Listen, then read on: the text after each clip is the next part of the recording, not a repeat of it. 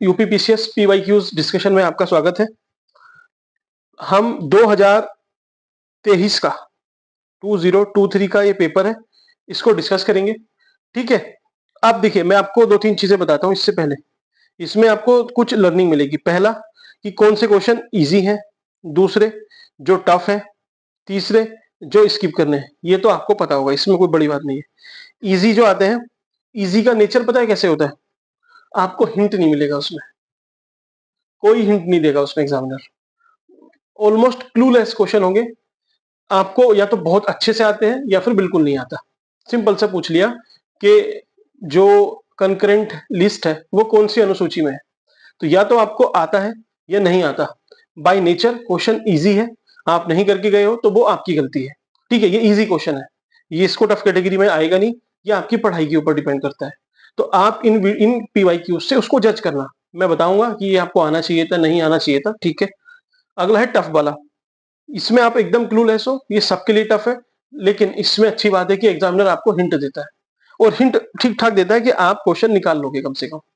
ऐसे देता है कि अगर 10 क्वेश्चन पूछे जाएंगे तो आप उसमें से लॉजिकली एलिमिनेशन से सही करोगे तो 7 क्वेश्चन आपके हो जाएंगे। कुछ होते हैं स्किप वाले, स्किप वाले ऑलमोस्ट 10 क्वेश्चन के समथिंग होते हैं, क्योंकि 150 में से 140 अटेम्प्ट करोगे, ठीक है, हो जाएगा काम। ठीक है, तो सबसे पहले मैं आपको बताऊं, जो इजी वाली कैटेगरी है उसमें सब्जेक्ट आता है ऑलमोस्ट पॉलिटी। पॉलिटी के जितने क्वेश्चन पूछेगा, कुछ को छोड़ के, वो ऐसे पूछेगा कि आपको हिंट बिल्कुल नहीं देगा। क्वेश्चन इजी रहेंगे, आपको पता होना चाहिए, आपको पढ़ के जाना चाहिए था। तो आइए ऐसा ही क्वेश्चन पहले से डिस्कस करते हैं। ये है सेट ए, आप सब डाउनलोड कर लेना, देख लेना। ठीक, आपको पॉलिटी में क्या क्या आना चाहिए। ठीक है, मेरी एक पॉलिटी की वीडियो भी है कि इंपॉर्टेंट टॉपिक्स कौन कौन से हैं, वो आपको आने चाहिए। जैसे आर्टिकल 1 से लेके 55 51 ए तक, ये सब आना चाहिए। दूसरा आपको क्या आना चाहिए, शेड्यूल 12 के 12 पता होने चाहिए। तीसरा आपको पार्ट्स जो हैं वो पता होने चाहिए। पहले नहीं पूछता था लेकिन अब पूछने लगा है 2-3 सालों से, तो आपको पार्ट्स पता होने चाहिए। ठीक है, इसके बाद कुछ इंपॉर्टेंट चीजें हैं, वो हम धीरे धीरे डिस्कस कर लेंगे। ठीक है, जैसे पंचायती राज वगैरह है, वो पूछता है उस पर क्वेश्चन। शुरू करते हैं अपने पहले क्वेश्चन से। अब देखिए, इसमें पहले इसने पार्ट्स ही पूछ लिया कि कौन सा करेक्टली मैच नहीं है। तो ये पॉलिटी के मैं आपसे बोल रहा हूँ, अगर 10 से 15 क्वेश्चन पूछे हैं तो लगभग आपसे 11 क्वेश्चन ऐसे पूछेगा, आपको कोई हिंट नहीं देगा, आपको वो पता होनी चाहिए। और इजी इजी पूछता है, आप पढ़ के नहीं गए हो तो वो आपके लिए टफ है। जैसे इसमें लॉजिक भी देखेंगे हम, कॉन्सेप्ट भी देखेंगे, ताकि आपको इधर उधर स्क्रॉल ना करना पड़े, सर्च ना करना पड़े। ठीक है, पहला क्वेश्चन यूटी वगैरह को पार्ट से मैच कराया हुआ है। ठीक है, तो इसमें आपने क्या करना है, तो पार्ट्स आपको सारे याद होने चाहिए। कैसे? अब जैसे आप रीजनिंग याद करते हो ना, कैसे याद करते हो रीजनिंग? अच्छा, इस साइड ही दिख रहा है ना, ओके। रीजनिंग में आप क्या करते हो, इजोटी आपने याद किया होगा सबने, EJOTY, ऐसे करते हो आप। ई पे क्या आता है, 5 नंबर, जे पे 10, ओ पे 15 और टी पे 20। यही है ना, सब लोग ऑलमोस्ट यही याद करते हैं, कहीं ना कहीं से यही सब चीजें चल रही है। तो पहले आपको ये 5-5 ना आपके एक तरह से माइलस्टोन है, आपको इनका मोटा मोटा पता होना चाहिए। अच्छा, 5 पे क्या है, 10 पे क्या है, 15 पे क्या है, 20 पे क्या है, तो एक एक उससे आगे पीछे क्या है उसको याद कर लेना, तो आपका काम चल जाएगा। जैसे 1 से लेके 5 तक आपको पता है, मैं आपको बताता हूं। ठीक है, पहला सिटीजनशिप का है, दूसरा फंडामेंटल राइट का है, फिर डीपीएसपी आएगा। ओके, तो जो पहले 5 हैं वो हम जनरली याद करते हैं, सबको पता होता है कि पहले यूनियन और उसकी टेरिटरी आती है, फिर सिटीजनशिप, फंडामेंटल राइट्स, डीपीएसपी और अपना, हाँ ये 4-5। ठीक है, union and it's territory, citizenship, fundamental rights, DPSP, 4 हो गए आपके। ठीक, अब इसके बाद क्या है, आपको बहुत आराम से समझना है भाई। ये डीपीएसपी तक आप पहुंच गए, और पार्ट 4 ए में आता है फंडामेंटल ड्यूटीज। ठीक, अब इसमें क्या है, आप सबसे पहले, अच्छा छोटा दिख रहा है शायद, now I think it's visible, word 5। ठीक, अब आप कॉन्सेप्ट समझना।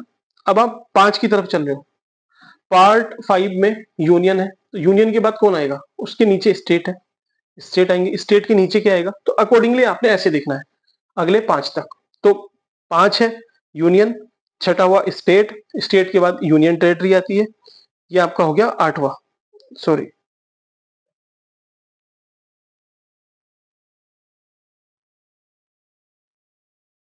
8th हुआ आपका यूनियन टेरिटरी। अब आप बोलोगे 7वां, 7वां क्या है ना, हट गया है, उसको डिलीट कर दिया था, तो 7 आपको याद नहीं रखना। तो 5 अभी यहीं पे याद करना, 5 पे यूनियन, छठे पे स्टेट, 7वां हट चुका है, 8वें पे स्टेट के बाद क्या बचता है? Union territory. अब आपने ये स्ट्रक्चर समझ लिया, नीचे भी तो कुछ है, पंचायत वगैरह है। तो 9 पे आएगा आपका पंचायत, और 9A उस पे आएगा म्युनिसिपैलिटी, नगर निगम वगैरह। समझ में आ गया? गिनती आपने पढ़ ली। अब आपका जो माइलस्टोन है वो आता है, वो क्या है? 10 नंबर का पार्ट 10, 10 मतलब ट्राइबल, ऐसे याद रखना, TT tribal. 2 milestone complete, part 10 तक आपको याद हो गया। ठीक, 11 से 15 की तरफ चलेंगे, फिर 15 से 20। 11 से 15 चलते हैं। 11 में देखिए, आपने सब कुछ कर लिया। आप सपोज आपका कोई रिलेटिव है, रिलेशन है किसी से, तो वो आपके घर पे आए, आप उसके घर पे जाते हो, आप लिफाफा वगैरह देते हो उसको। ठीक है, कितने देते हो? 101, 11, 1 रुपए का काफी महत्व है। तो ये जो 11 है ना, ये वो रिलेशन को ही बताता है कि यूनियन और स्टेट के बारे में। समझ में आ जाएगा, कोई दिक्कत नहीं है। अब 11 तक आपकी बात पूरी हुई। अब आपको क्या करना है? आप सपोज करो आप किसी रूम में बैठे हो, आपको कुछ बिजनेस स्टार्ट करना है, तो पहले आपको किसकी जरूरत पड़ेगी? फाइनेंस की। तो पहले पैसे की, उसके बाद अब उस पैसे से आप व्यापार शुरू करते हो, व्यापार हो गया। व्यापार में आपने बढ़िया काम किया, बिजनेस में कुछ बनाना शुरू किया, अब उसको आपने डिलीवर भी करना है, तो सर्विस की तरफ जाओगे, है ना, गुड्स और सर्विसेज। तो फिर आप सर्विस की तरफ जाओगे। ठीक, उसके बाद कोई वाद विवाद हो जाएगा, ऐसे कुछ मामला है, तो आप फिर न्यायालय की तरफ जाओगे। अब समझ लो इसको। 12 नंबर पे है फिनेंस, पैसा। 13 पे ट्रेड, जैसे 13 मतलब ट्रेड, ऐसे कुछ करे, याद रख लेना। 14th पे है आपका सर्विस, ट्रेड के बाद सर्विस आएगा। ऐसे स्पेसिफिक पूछेगा नहीं, आप एक बार याद कर लो, आप फिर कभी गलत नहीं करोगे। 14A में आ गया आपका ट्रिब्यूनल। माइलस्टोन अपना है 15। 15 क्या है? चुनाव, इलेक्शन। तो इजोटी जैसे याद रखते हो, तो 15 इलेक्शन और 20 जो है वो अमेंडमेंट है। 10 ट्राइबल, 15 इलेक्शन और 20 अमेंडमेंट। 20 अमेंडमेंट, ये माइलस्टोन याद हो गए ना, तो फिर आपके लिए इजी पड़ता है।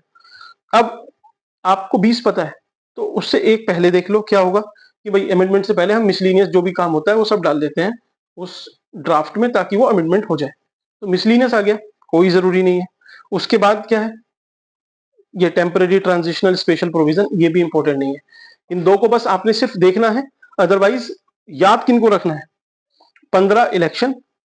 अब एक, इसको चाहे तो आप कुछ भी बना सकते हो, जैसे 17, 17 इंपॉर्टेंट है, ऑफिशियल लैंग्वेज। 18 इमरजेंसी। बस इतना काम करके आप छोड़ देना, काम आपका हो जाएगा। 17 लैंग्वेज। आप बताइए लैंग्वेज कौन से शेड्यूल में है हमारे? शेड्यूल कौन सा है लैंग्वेज के लिए? शेड्यूल 8 है। तो 8, 8 का डबल कर दो 16, उसमें एक ऐड कर दो 17। ऐसे याद रख लेना। 17 है लैंग्वेज, और 18 है अपना इमरजेंसी। 18 इमरजेंसी, ई कुछ लग रहा है, फील हो रहा है? तो आपके सारे amendment, amendment sorry, parts complete हुए। एक बार ऐसे देख लो, रिवाइज कर लो अभी वीडियो पॉज करके, दिमाग में सोच लो, लिखना बिल्कुल नहीं। आप आराम से क्वेश्चन सोल्व कर लोगे, आपको इश्यू नहीं आएगा। ठीक है, तो ये अपना था। अब चलिए क्वेश्चन इसमें देख लो एक बार, क्या क्वेश्चन है। पूछा है कि इसमें से कौन सा नोट करेक्टली मैच है। थोड़ा सा इसको और थिक कर लेते हैं ताकि आपको दिख जाए। ठीक है, ओके, ये दिख रहा है। यूनियन टेरिटरी 7, 8वां है यूनियन टेरिटरीज के बारे में, हमें नहीं पता। Scheduled tribes part 10, T tribal, ये तो सही है। ट्रिब्यूनल 11, 11 रुपए तो मैंने आपको कुछ बताया था किसी चीज से रिलेटेड है। आंसर आपका बन गया। आपने क्या है ना, इनको देखते ही नहीं सोचना है कि अच्छा यूनियन टेरिटरी पार्ट 8th में है, नहीं, ज्यादा जोर मत दो। पहले पढ़ लो सारे ऑप्शन, आपको उसमें हिंट मिल जाएगा, आप एलिमिनेट कर दोगे। नहीं मिलता तब सोचना। अभी मोटा मोटा जो याद रखा है बस। अब देखिए, ऑफिशियल लैंग्वेज 17 में है, तो 8 और 8 16, एक 17 +1 मैंने बोला था आपको, जो शेड्यूल है उसको डबल करके +1 कर देना, आपका काम हो जाएगा। ठीक, पहला क्वेश्चन। तो ऐसे ही हम पूरा करेंगे ताकि आप फंसो नहीं। अगला क्वेश्चन है अपना, ये मैच द फॉलोइंग इसने करा रखा है हिंदी में, आई होप आपको दिख रहा होगा। इसको थोड़ा सा और जूम कर लेते हैं। ठीक, मैच करना है इसको, मैं थोड़ा इधर हो जाता हूं।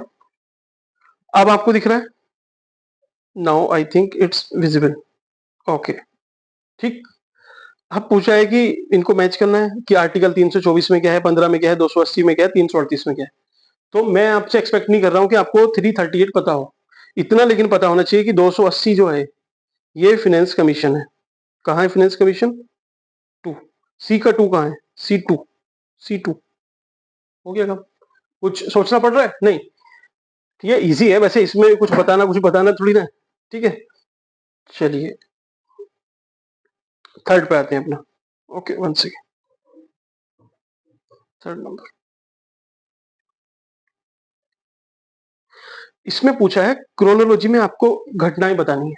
कैसी? कि प्रारूप समिति की नियुक्ति कब हुई, संविधान को अंगीकृत कब किया गया। ठीक है, भारतीय संविधान के प्रवर्त होने की तिथि, संविधान सभा की प्रथम बैठक। ठीक, तो इसका आंसर मैं आपको बता सकता हूं अभी, लेकिन एक बार देख भी लेते हैं ताकि आपको हेल्प मिले। ठीक है, गवर्नमेंट की साइट पे ही चलते हैं, ये अपना काम हो गया। ओके, इस पे चलिए, गवर्नमेंट की साइट है, इस पे आप देखना कि स्टेजेस ऑफ कॉन्स्टिट्यूशन मेकिंग, संविधान हमारा बना कैसे। ठीक, तो पहली स्टेज, फर्स्ट स्टेज ये है अपनी, आपको दिख रहा होगा। फर्स्ट स्टेज 13 दिसंबर 1946 कॉन्स्टिट्यूशनल असेंबली फॉर्मली बनी। ठीक है, जवाहरलाल नेहरू एक ऑब्जेक्टिव रिजोल्यूशन रखते हैं जो बाद में जाके प्रेमबल भी बनेगा। तो क्वेश्चन इस पे बनता है कि प्रेमबल कहां से लिया गया था, वहां के ऑब्जेक्टिव रिजोल्यूशन से। ठीक, इसमें ये सब बातें की गई थी, ये बात नहीं है। अगला 22 जनवरी 1947। अभी देखिए, देश हमारा आजाद होगा अगस्त में, अगस्त 1947, उससे 7 महीने पहले जनवरी में ये एडॉप्ट किया गया रेजोल्यूशन। तो कॉन्स्टिट्यूशनल असेंबली सबसे पहले बनी, आपको समझ में आया, पहले असेंबली बनी। ये असेंबली आप देख भी सकते हो, इधर ये आपको असेंबली दिख रही होगी। ठीक, ये पिक्टोरल आपको समझ में आ जाएगा। दूसरी स्टेज में क्या हुआ, ये देखिए स्टेज नंबर 2 है, इसमें डिबेट वगैरह हुई, तो असेंबली बनी, डिबेट हुई, ये कोई याद करने की चीज नहीं है। आगे बढ़ते हैं। फिर draft constitution by constitutional advisers. तो एडवाइजर कौन थे हमारे, आपको पता है? नहीं पता तो याद रखना, BN राव साहब। राव, राव जिसे राय देते हैं ना अपनी अपनी, तो इन्होंने अपनी राय दी कॉन्स्टिट्यूशन को बनाने में, राव साहब। याद रखना, ये नेक्स्ट एग्जाम के लिए, इस बार के लिए आपके लिए इंपॉर्टेंट हो जाते हैं। ठीक, ये इसको इंपॉर्टेंट नहीं है। फिफ्थ स्टेज पे भी कुछ नहीं हुआ, सिक्स्थ पे डिबेट ड्राफ्ट कुछ नहीं हुआ, सेवेंथ पे इसकी सेकंड रीडिंग हुई, एट्थ इसको भी नहीं, थर्ड रीडिंग नहीं। हाँ, ये enactment and adoption of constitution of India, ये कब इनेक्ट हुआ और कब एडॉप्ट हुआ। ठीक, 26 नवंबर 1949, संविधान दिवस भी मनाते हैं इसको हम। तब assembly voting in the favour of motion proposed by Ambedkar in the previous stage. तो अंबेडकर जी ने ये मोशन रखा, इसको अडॉप्ट किया गया, और जो फाइनल वर्जन था कॉन्स्टिट्यूशन का वो साइन किया गया मेंबर द्वारा 24 जनवरी 1950 को, जो 26 जनवरी 1950 से फोर्स में आया।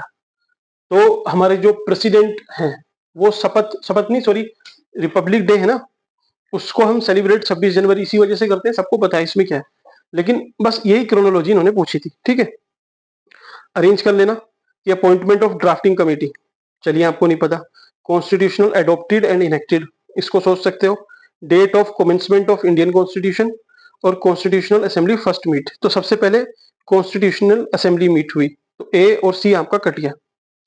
फोर्थ के बाद ए इन्होंने ऑटो अरेंज कर रखा है, कि इसका मतलब कि ड्राफ्टिंग कमेटी इसके बाद आई। ठीक, अब इंडियन कॉन्स्टिट्यूशन एडॉप्ट कब हुआ और लागू कब से हुआ, तो पहले एडॉप्ट किया गया, तो फिर आएगा आपका सेकंड और आएगा थर्ड। किस ऑप्शन में है? Second and third, option D. तो आई होप आपको समझ में आया होगा। इसी तरीके से हम देखते हैं ऑफिशियल आंसर की से इसके आंसर मैच है, तो आप टेंशन मत लेना। ठीक है, थर्ड का अपना डी है। फोर्थ नंबर का क्वेश्चन, पूरा क्वेश्चन आया ना? ठीक है, आई होप आपको हिंदी इंग्लिश दोनों में दिख रहा होगा। नहीं दिख रहा तो आप पेपर डाउनलोड करके अपने पास रख सकते हैं, उससे आपको हेल्प मिलेगी। सेट में बता दूं आपसे ए, सेट ए है, ठीक। अब देखिए मैं जो आपसे लॉजिक बोल रहा हूं ना, आपको लॉजिक कैसे डेवलप करने हैं वो यही है, जनरल समझ है एक, वही लॉजिक का नाम बोल देते हैं उसको, सब कुछ वही है, ठीक। क्वेश्चन है, किसी राज्य की सीमा बदलने की सिफारिश राष्ट्रपति संसद को देता है और इसके लिए राष्ट्रपति संबंधित राज्य के विधानमंडल द्वारा प्रस्ताव पर विचार एक खास अवधि के भीतर प्राप्त करते हैं। मतलब कि प्रेसिडेंट, ठीक है, ये जनरलाइज्ड सा है कि अगर कोई असेंबली में कोई रिकमेंडेशन आती है किसी स्टेट असेंबली से उसकी बाउंड्री को चेंज करने की, तो जो प्रेसिडेंट है वो संसद को बताता है और नॉर्मल सा प्रोसीजर समझ में आता है। अगला है रीजन। रीजन दिया है कि it is not mandatory for the president to accept the proposal of concern state legislature. बात तो सही है कि कोई भी स्टेट अगर प्रेसिडेंट को कोई प्रपोजल देता है तो स्टेट की क्या औकात है प्रेसिडेंट के सामने, कुछ भी नहीं है। तो इस वजह से भाई वो उसको एक्सेप्ट करे ना करे प्रेसिडेंट की मर्जी है। तो ये बात तो सही है, लेकिन इसमें पंगा क्या है कि स्टेटमेंट कुछ ऐसे दिए हुए हैं कि जो आर है ये इसको एक्सप्लेन कर रहा है ए को,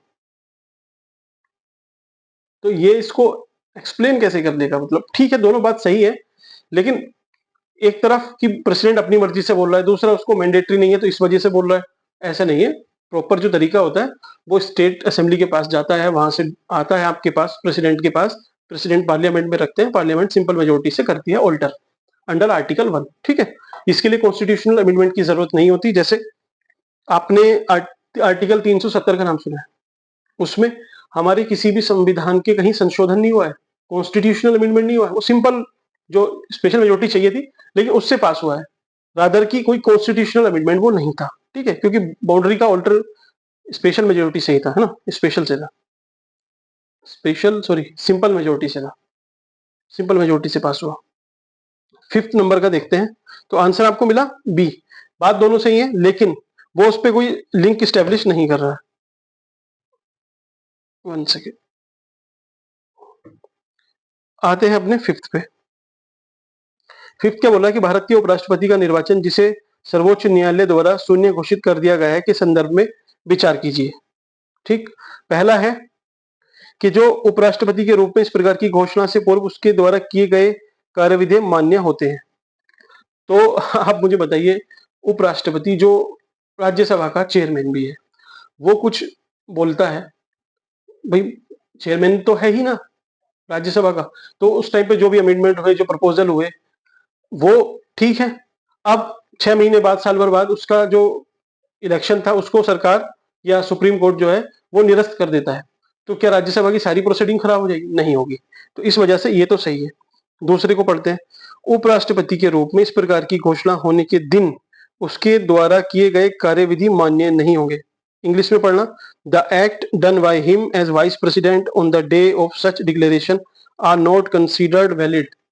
नहीं, अभी तो भाई उसको सुप्रीम कोर्ट ने बोला है, अभी फाइनल थोड़ी हुआ है, अभी बोला है कि भाई आपको तत्काल प्रभाव से नहीं बोला ना। इसमें अगर ऐसा होता कि इमीडिएट इफेक्ट, तत्काल प्रभाव से, तब तो आप सोच सकते थे कि अभी से वो निरस्त है। सुप्रीम कोर्ट जो भी वर्डिक्ट देता है उसके बाद भी एक प्रोसेस होता है, गैजेट में नोटिफिकेशन जाता है, सब काम होते हैं, ठीक है। तो ऐसे नहीं कर सकते, आंसर इज ए, ठीक है। सिक्स्थ, फर्स्ट वीमेन स्पीकर पूछे है लोकसभा की, बताइए। सुषमा स्वराज थी? नहीं। दिल्ली की सीएम थी? उर्मिला सिंह? नहीं। प्रतिभा पाटिल? ये तो हमारी प्रेसिडेंट थी, मीरा कुमार थी। आंसर आपका आ गया, ठीक है।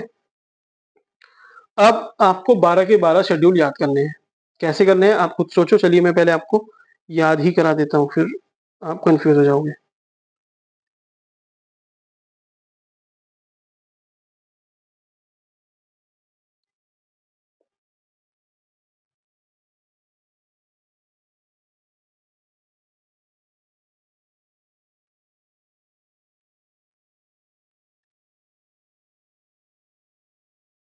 आई होप आपको दिख रहा होगा, नहीं तो आप बस सुन लेना, मैं आपको बता देता हूँ।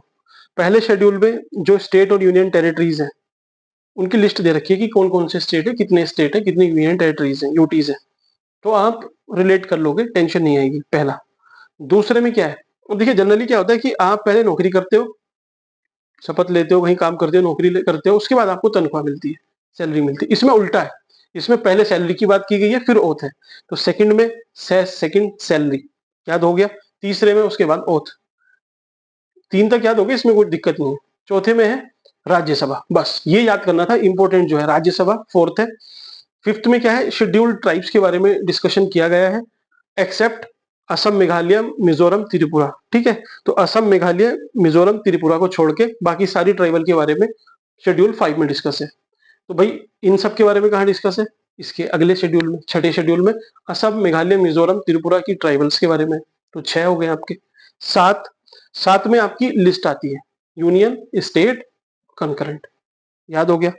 8 में 8 लैंग्वेज, मैंने आपसे बोला था कि लैंग्वेज 8 दूनी 16 प्लस 1 कर देना 17, ये ऑफिशियल लैंग्वेज है, पार्ट 17। ठीक। 9th, अब 9, 10th, 11th, 12th ये ओरिजिनली कॉन्स्टिट्यूशन में नहीं थे, बाद में विद अमेंडमेंट के जोड़े गए। तो 9 फर्स्ट कॉन्स्टिट्यूशनल अमेंडमेंट 1951, जमींदारी जब एबोलिश की थी तब इसको जोड़ा गया था। क्वेश्चन पूछता है, 9th को याद रखना। 10th ये एंटी डिफेक्शन से रिलेटेड है, जो 52वां संवैधानिक संशोधन 1985 में किया गया था राजीव गांधी के टाइम पे, उससे रिलेटेड है कि आप दल नहीं बदल सकते हो। जैसे रिटेल होता है, होलसेल होता है, तो आप होलसेल में जा सकते हो, बिक सकते हो, रिटेल में नहीं। ठीक है, ऐसा कुछ मतलब है इसका। 11वां पंचायत और 12वां उसके बाद जो म्यूनसिपैलिटी बचती है। आई डोंट नो कि म्यूनसिपैलिटी को बाद में स्टेटस क्यों दिया, शहर तो पहले आना चाहिए था, फिर भी चलिए कोई नहीं। तो आपको ये समझ में आया। अब आप इसको यहां से निकाल लोगे कि कौन सा करेक्टली मैच नहीं है। शेड्यूल पूछा है, अनुसूची पूछी है, हिंदी में आपको दिख रहा है, ओके, नाउ इट्स विजिबल।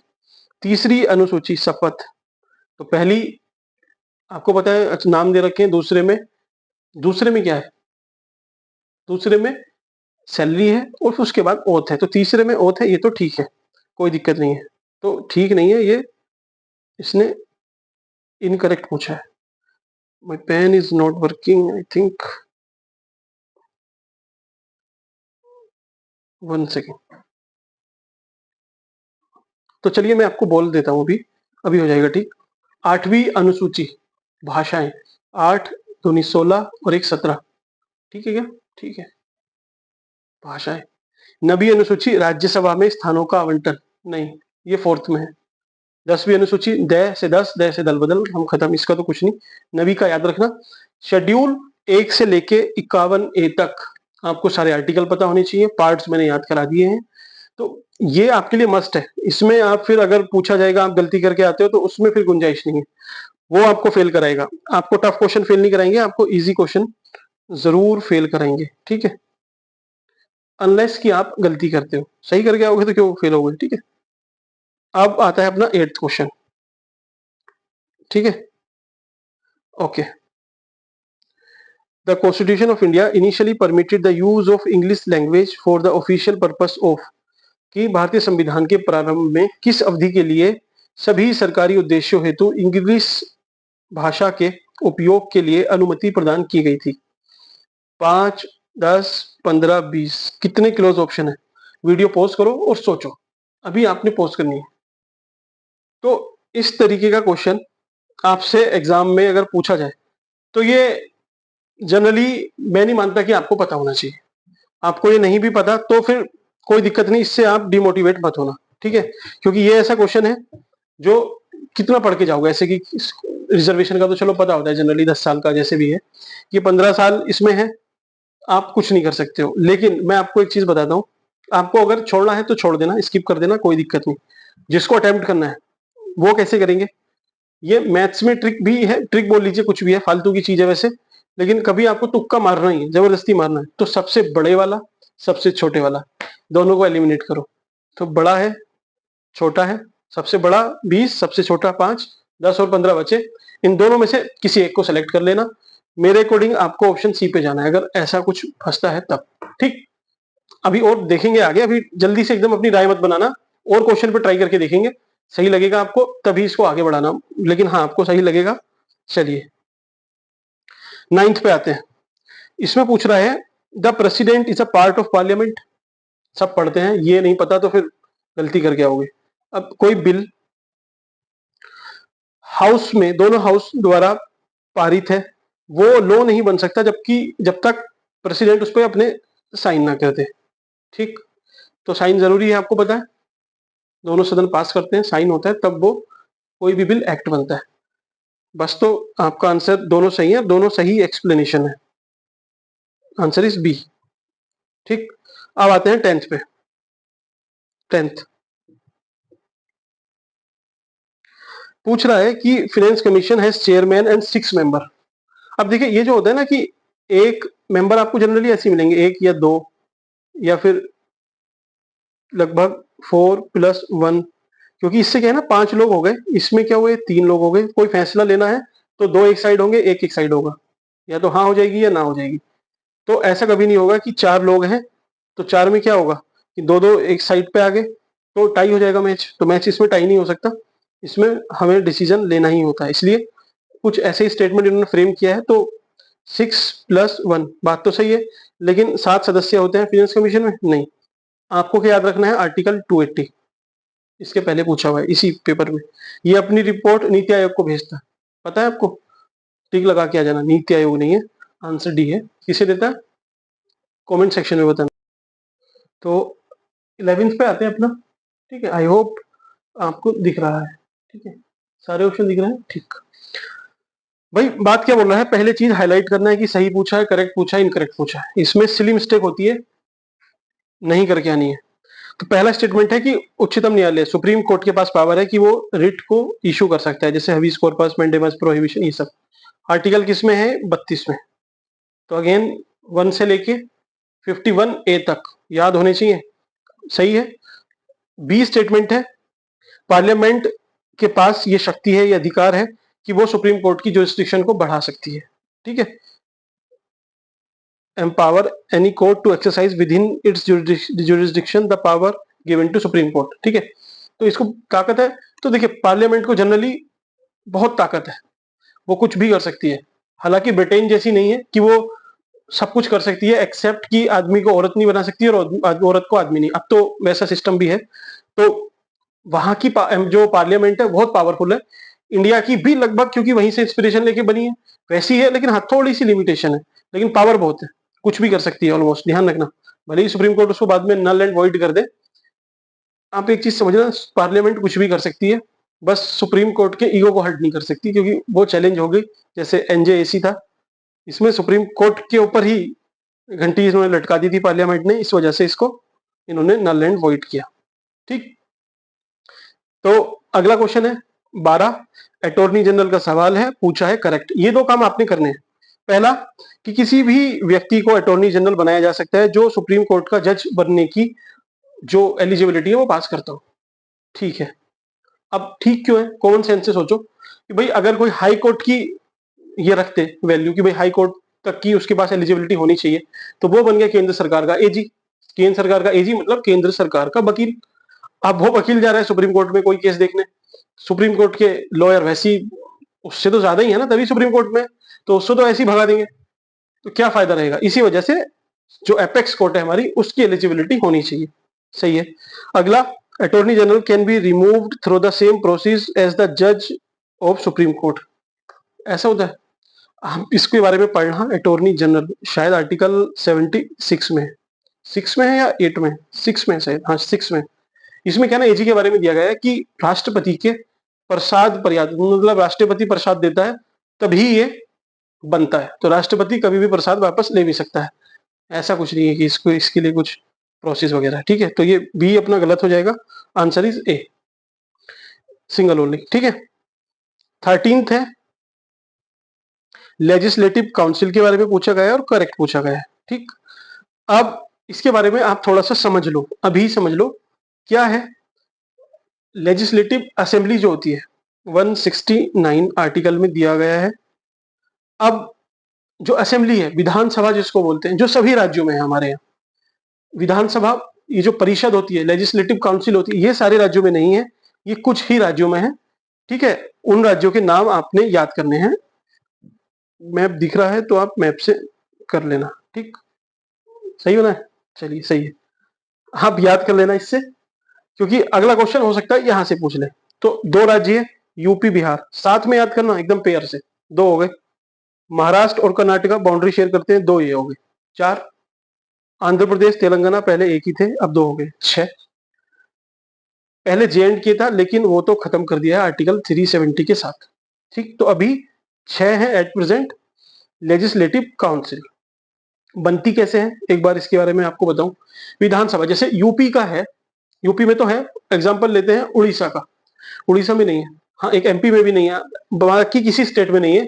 लेकिन मैं क्यों बता रहा हूँ नाम, क्योंकि जनरली जिसको नहीं पता वो सोचता होगा कि यार एमपी में तो होगी, इतना बड़ा स्टेट है, नहीं है। तो एमपी की जो विधानसभा है वो एक प्रस्ताव पारित करेगी, वो अपनी स्पेशल मेजोरिटी से पास करेगी कि हमें लेजिस्लेटिव काउंसिल बनानी है। ठीक है, वो पारित करके कहाँ भेजा, राष्ट्रपति जी के पास। राष्ट्रपति जी उसको माने नहीं माने वो उनकी बात है, वो उसको पार्लियामेंट पे रख देंगे। पार्लियामेंट में संसद हमारी उसको सिंपल मेजोरिटी से पास करके पास कर सकती है, और पास नहीं करना हो तो लटकाए रखेगी। ठीक है, सिंपल सा है। अब इसको पढ़ लो आप कि ये जो विधान परिषद में है उस राज्य की विधानसभा की कुल सदस्यों की संख्या के 1/3 से अधिक सदस्य नहीं हो सकते। अगला पूछा गया है, एक राज्य की विधान परिषद में कम से कम 40 सदस्य आवश्यक होने चाहिए। तो ये दोनों एलिजिबिलिटी है, मिनिमम 40, मैक्सिमम 1/3, इससे ज्यादा नहीं हो सकते। जैसे यूपी में 400 है, 400 का 1/3 होगा 133, 133, 300, हाँ लगभग 133, 134 इतना होना चाहिए, मैक्सिमम लिमिट है। इससे कम कितना भी रख सकती हैं, लेकिन 40 से कम नहीं रख सकते। ठीक है, क्योंकि उससे फिर उसमें अलग अलग फील्ड से आते हैं तो क्राइटेरिया में थोड़ी सी प्रॉब्लम होती है। इसी वजह से आप देखना जो नॉर्थ ईस्ट के स्टेट है अपने, यहाँ पे कहीं नहीं है। क्यों नहीं है, क्योंकि अगर आपने इन सब में बना भी दी तो इनकी स्ट्रेंथ कितनी है, लगभग 60 विधानसभा की यहाँ पे सीटें, लगभग सब में 60-60 ही है। 60 का 1/3 कितना होगा, 60 का लगभग 20 हो रहा है। ठीक है, तो ये भाई जो 1/3 है उससे ज्यादा रख ही नहीं सकते, तो ये 20 से ज्यादा तो रख नहीं सकते, और कम से कम होनी चाहिए 40, कम से कम 40 होनी चाहिए, ये 20 से ज्यादा रख नहीं सकते, तो यहाँ पे तो है ही नहीं। ठीक, तो जहां पे विधानसभा की सीटें ज्यादा है वहां पे ज्यादा चांस है, तो आंसर सी है 40, ये आपका हो गया। ठीक है, 14th पे आते हैं। ये मैंने वीडियो में बताया भी है, आप पॉलिटी की वीडियो देख लेना। यूपी का एग्जाम दे रहे हो, यूपी स्पेशल आपको इस बार कवर करके जाना है। अभी तक नहीं होता था ऐसा, इस बार बहुत चांस है कि पूछेगा, यूपी से भर भर के पूछेगा। तो 31 सीट राज्यसभा की है, 80 मेंबर, ये तो काफी न्यूज में रहता है। ठीक है, ये दोनों सही है, इसमें कोई दिक्कत नहीं है। अच्छा इसका, ठीक है, आंसर इज सी, मैच कर लेना एक बार। 15th में देखते हैं, पोस्ट इन सेक्रेटरीट, सचिवालय के पदों के संदर्भ में निम्नलिखित में से कौन सा कथन सत्य है। संसद का सचिवालय, जनरली इस पे क्वेश्चन नहीं पूछता था, लेकिन अब कुछ टाइम से पूछने स्टार्ट किए हैं, तो पार्लियामेंट को तैयार करके जाना अच्छे से। संसद के प्रत्येक सदन के सचिवालय के लिए सम्मिलित पदों को सृजित किया जा सकता है। तो मे बी जहां आ जाए ना, मे बी क्रिएटेड, हाँ हो सकता है भाई, ऐसे हार्ड सेंटेंस तो नहीं है कि भाई नहीं होगा। जनरलाइज समझना कि भाई कौन सा जनरलाइज्ड स्टेटमेंट सही होता है। अगला है कि पार्लियामेंट के पास शक्ति है कि इनकी कंडीशन इन सब चीजों की रेगुलेट कर सके, तो भाई वो सुप्रीम कोर्ट की सब कुछ चेंज कर सकती है, राज्यों का कर सकती है, तो अपने सचिवालय को नहीं कर सकती। क्या फालतू का स्टेटमेंट है, आंसर इज सी, दोनों सही है। 16 नंबर का अपना क्वेश्चन है, वही ग्राम सभा पे है, कौन सा सही नहीं है इसको देखना है।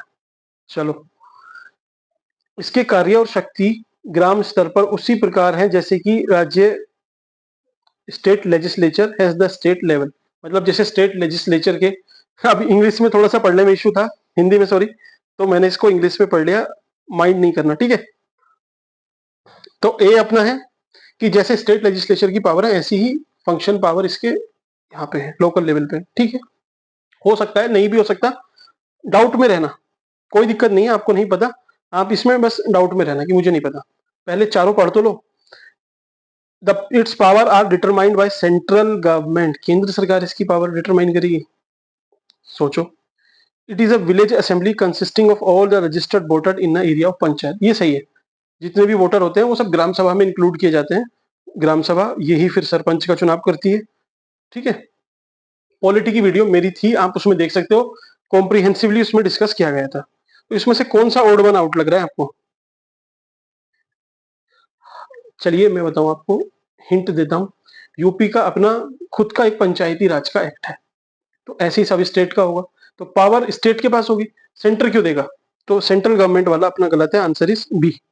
ठीक, अब 17 पे आते हैं। All election of panchayat are conducted by, कौन कराता है? पंचायती राज कमीशन। ये क्या होता है? स्टेट लेजिस्लेचर ये क्यों कराएगी? या तो भाई इलेक्शन कमीशन ऑफ इंडिया का होगा या फिर स्टेट का होगा, तो भाई स्टेट ही फैसले ले रही है, स्टेट ही है, पता है आपको। So question number 18 Ashok Mehta ji के बारे में पूछा गया है, 1977 में इनकी कमेटी।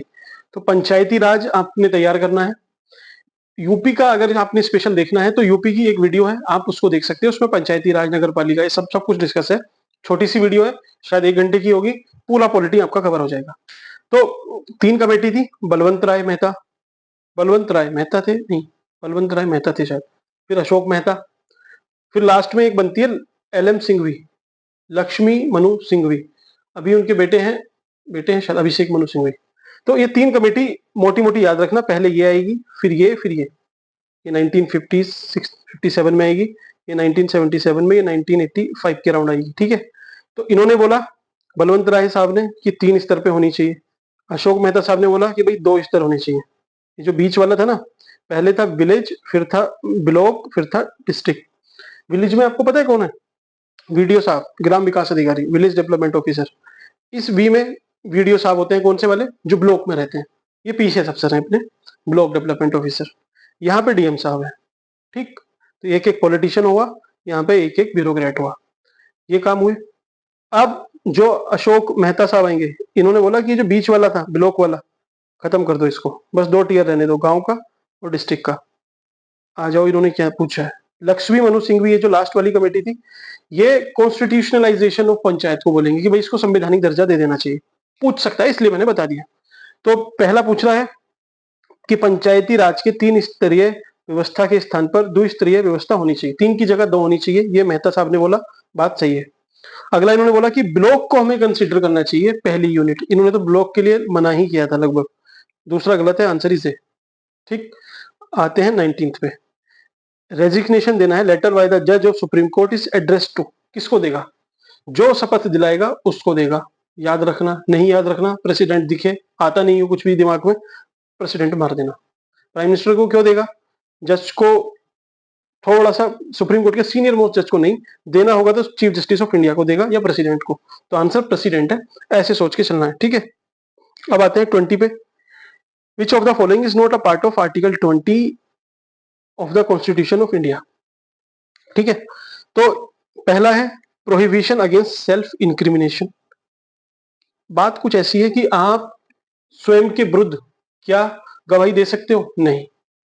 आपको पुलिस पकड़ ले, मारपीट करके आपको कोर्ट ले जाए, कोर्ट में बोले कि हाँ ये मैंने ही किया है, तो वो आपका बयान चाहे अपने पुलिस स्टेशन में दिया हो या फिर वहां जाके भी दिया हो, उसको इतनी वैल्यू नहीं दी जाती। ठीक है, उसके लिए साक्ष्य होने चाहिए।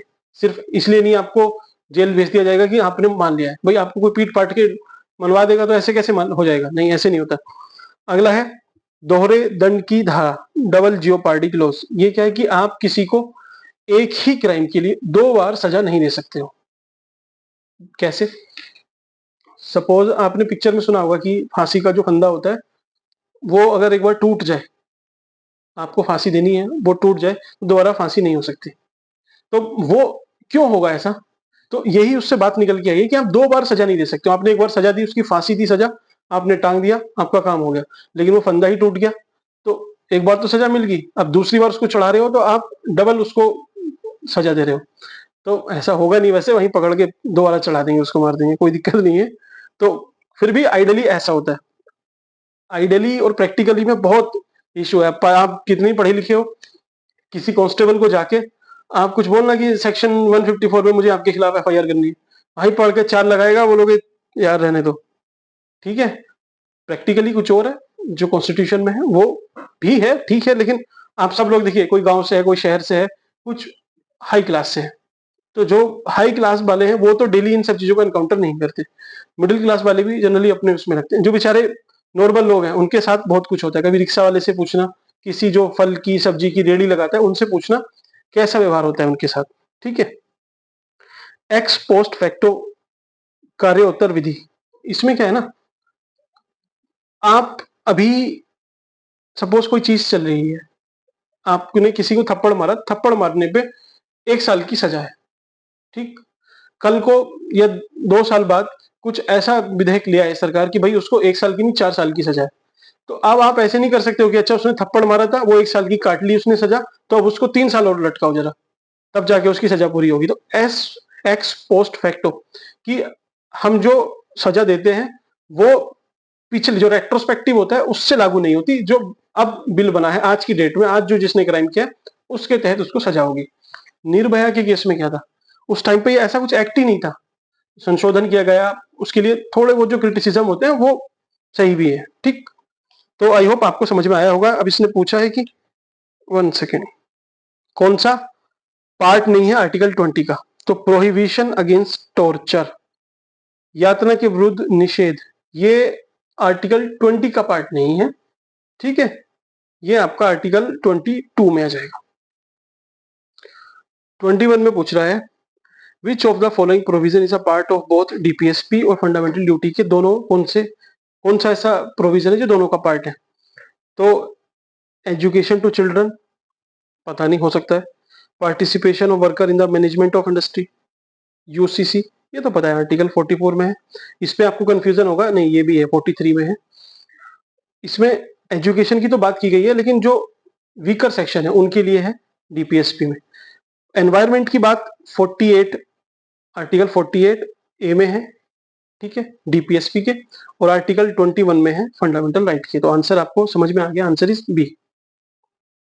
22 में पूछ रहा है ज्वाइंट सिटिंग पार्लियामेंट की, उसमें से भी करेक्ट। सीधा पूछ रखा है आर्टिकल 109, 3 तो याद रखना, 108, 110, 112। 112 बजट है, 110 मनी बिल वगैरह है, 108 आपकी ज्वाइंट सिटिंग है, ठीक। तो पहला गलत हुआ, जनरली पहला गलत है तो दूसरा सही मान के चलना, ऐसा रैंडम नहीं बोल रहा हूँ, अभी विद टाइम आपको समझ में आएगा, थोड़ा सा पेशेंस रखो। लॉजिक वॉजिक वो भी है, लेकिन अभी क्योंकि पॉलिटी का सेक्शन है इसमें कोई ज्यादा एडवांटेज होगा नहीं, क्योंकि मैं नहीं चाहता कि आप इसमें लॉजिक से डील करो, वो पूछता ही नहीं है, लॉजिक कम पूछता है इसमें, वो मान के चलता है कि आपको पता होना चाहिए। आपको ऑप्शन में भी दिख रहा होगा ऐसा। तो स्पीकर का देखिए, जो राज्यसभा के सभापति होते हैं वाइस प्रेसिडेंट साहब, वो और लोकसभा के जो स्पीकर होते हैं, दोनों में भाई ऑर्डर में तो बड़े वाइस प्रेसिडेंट साहब हैं, तो आपको लगना चाहिए कि यार जब दोनों सदन की मीटिंग होगी तो वाइस प्रेसिडेंट को बनना चाहिए, लेकिन ऐसा नहीं होता, लोकसभा के स्पीकर रहते हैं। तो एक एक्सेप्शन सा है, मतलब कुछ डिफरेंट सा है, आपको याद होना चाहिए। हिस्ट्री के क्वेश्चन आ गए, इस पे मैंने वीडियो बनाई भी थी, फिर भी मैं आपको बता देता हूं। GSK, आपसे पूछा जाए कि फॉरेन इन्वेडर कौन कौन थे, उनकी क्रोनोलॉजी, या कौन कौन आए, उसके बाद इंडियन पूछ ले, आपको इसी को याद रखना है। जी से ग्रीक, शक, कुषाण, ये फॉरेन हो गए। इंडियन को नीले रंग से दिखाएं क्या, चलो इसी को याद रखना है। सुंग, कर्ण और आंध्रा, ये 3 इंडियन थे, क्रोनोलॉजी है, याद रहेगी तो ठीक है, नहीं रहेगी तो फिर छोड़ो। GSKA, ठीक। अच्छा, अब इन्होंने क्या क्रोनोलॉजी पूछी है, GSK, GSK हो गया क्या आपका, ग्रीक, शक, कुषाण, 23 का ए, समझ में आ गया, यही होना चाहिए आंसर। आंसर इज ए ही है, ठीक है, ए आंसर इसका। मिलिंद पनहो, जो मिलिंद और एक बुद्धिस्ट मॉन्क थे, वो, आप इसको मत देखना, अभी ऐसे कंफ्यूज हो जाओगे, नागसेन और नागभट्ट में आप कंफ्यूज होगे, नागार्जुन, नागभट्ट, कुमारिला भट्ट, नागसेन। तो किस किस का डिस्कशन है आप मुझे बताइए, सोच के बताना, नहीं पता तो पहले मैं आपको बता दूं, नागार्जुन कौन थे, ये जो मध्यमिका फिलोसफी है बुद्धिस्ट की, मैं बुद्धिस्ट की फिलोसफी पे भी एक पूरा लेक्चर लेके आऊंगा, ताकि जो आपने जनरली पढ़ा है, कहाँ जन्म हुआ था, कहाँ गए थे, कौन कौन सी जगह विजिट की, वो सबको पता है। अब वहां से पूछता नहीं, अब पूछता है कि विशेषिका, माध्यमिका, योगाचार्य, और पारामितास कौन है, इन तरीके इस टाइप के क्वेश्चन पूछता है। तो मध्यमिका का कॉन्सेप्ट नागार्जुन का है, जिन्होंने शून्यवाद का कॉन्सेप्ट दिया था। ठीक, नागसेन, नाग जो है ना, सेन, यही इनका आंसर है, नागसेन। कुमारिला भट्ट और नाग भट्ट, इसके बारे में मैं आपसे डिस्कस करूंगा विद टाइम, क्योंकि 2022 के में भी क्वेश्चन पूछा था, डिस्कस भी किया था, लेकिन विद टाइम डिस्कस करूंगा। अभी मैं जानबूझ के छोड़ रहा हूं, ठीक है। जब इनके ऊपर क्वेश्चन पूछे गए हैं, मैं तभी उसके साथ डिस्कस करूंगा, आप सारी वीडियो देखना, ठीक। अब 25 नंबर का क्वेश्चन है, इसको इरेज करते हैं। अब देखिए वो जो लॉजिक है ना, अब यहाँ पे आपका दिमाग यहाँ से खोलना स्टार्ट करना। पॉलिटी खत्म, जो पढ़ने वाला पूछता है वो खत्म, अब आपको बुद्धि चलानी है, ये बुद्धि वाले क्वेश्चन। अब ये बताइए मुझे, चरक संहिता, चरक की कोई जो क्रोनोलॉजी चलती आ रही होगी ना, जो उनके बच्चे भी होंगे, उनके तो नहीं, मीन्स उसके आसपास वाले, ये जो विद्वान भी होंगे, वो भी नहीं पता होगा उन्हें कि कितने चैप्टर है, कितने सेक्शन है।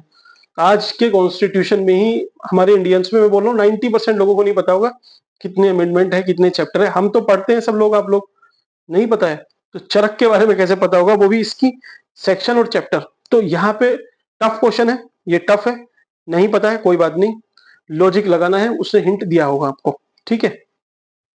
अब आप मुझे बताइए, इसको डिवाइड करना है हमें चैप्टर और सेक्शन में।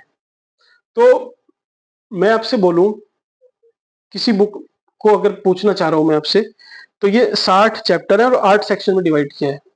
तो आप 60 को 8 से डिवाइड करके देखो, 8 सत्ते 56, 7 पॉइंट समथिंग समथिंग चल रहा है।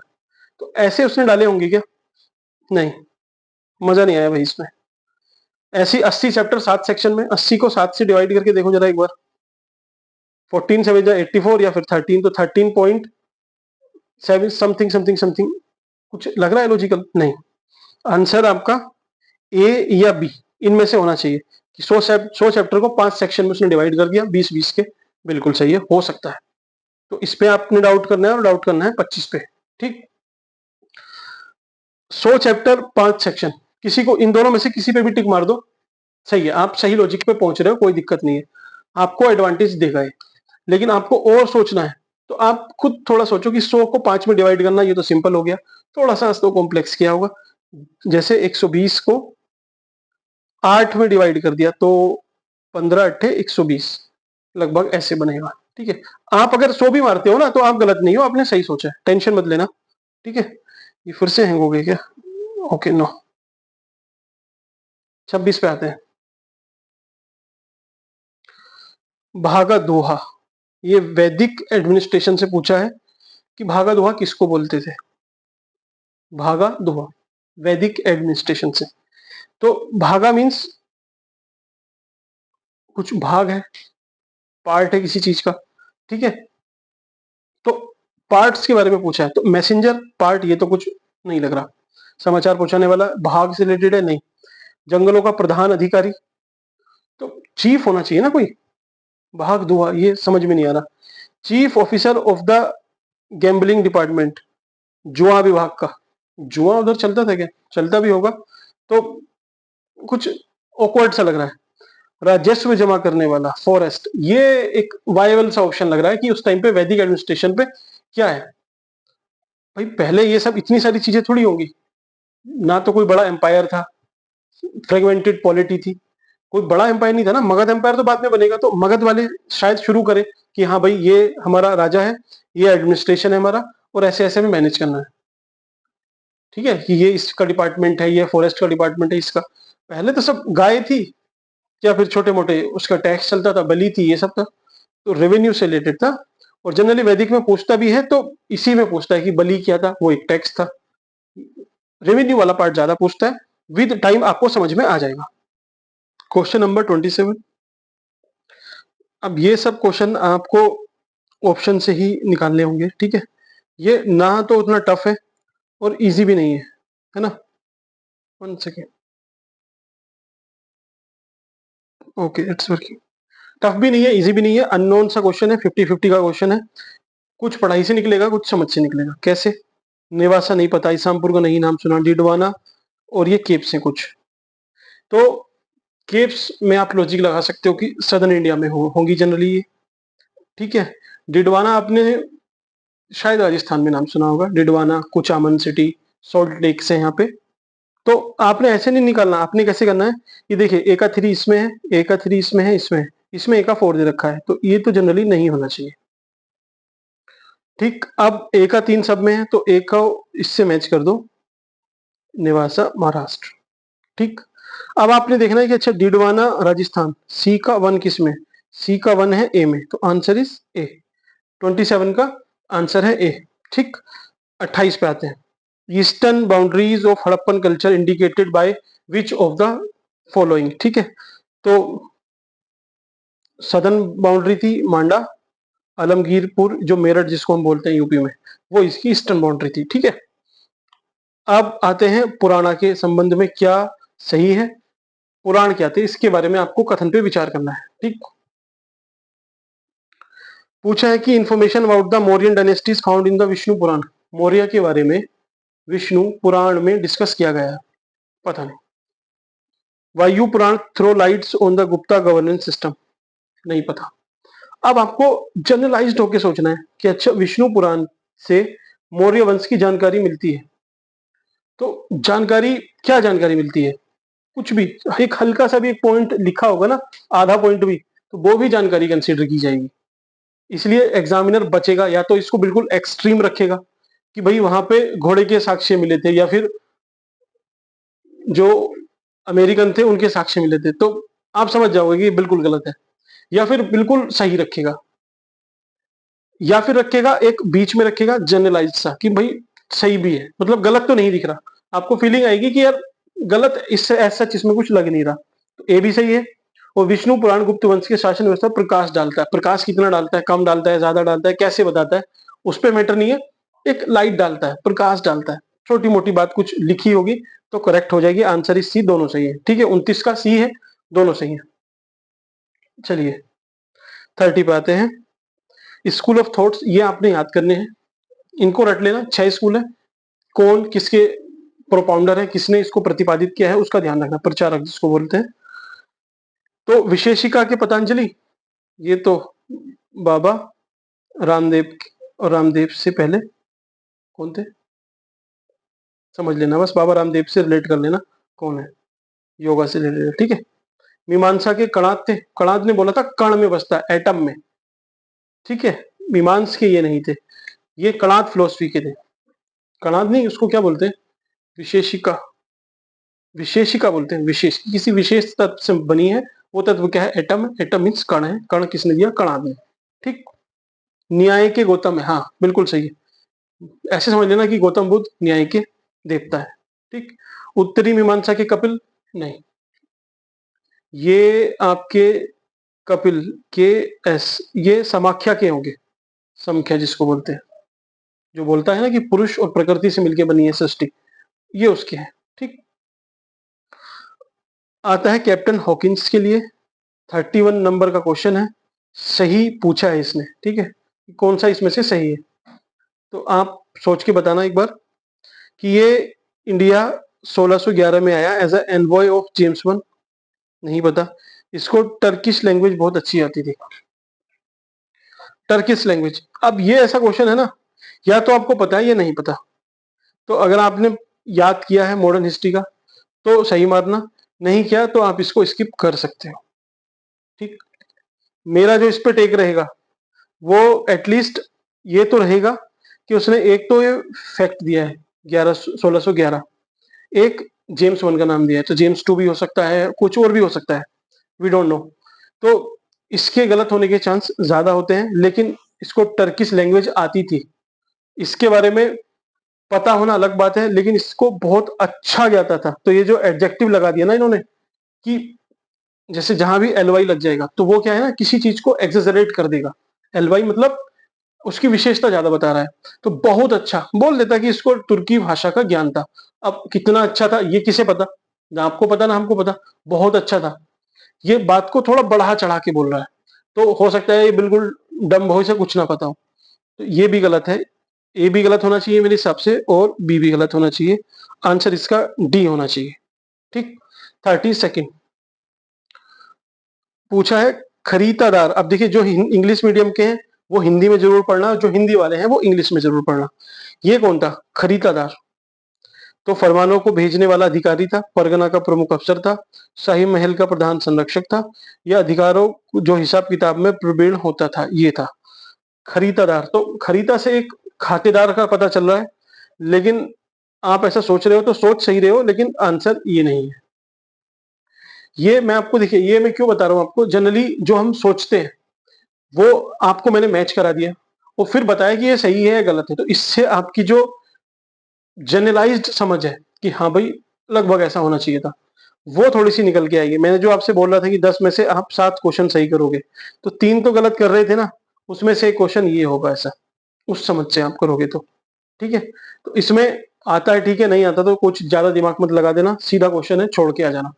जो भी लगाएंगे वो खरीदेदार से खाते का सोचेंगे कि खाते का हिसाब किताब करने वाला होगा।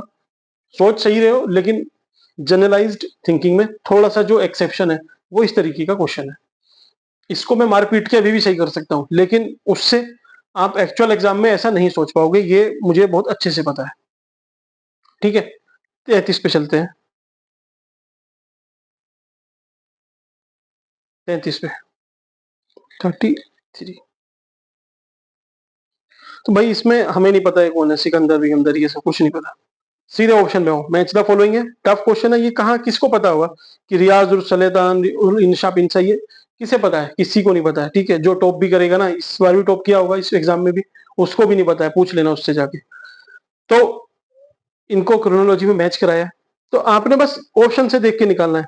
इसमें ए का 4 है, इसमें 2 है, इसमें 1 है, इसमें 4 है, तो ये दो कॉमन हो रहे हैं 4 4 वाले, तो बी अनकॉमन है, ये भी डिफरेंट है, आंसर इसको निकाल लो।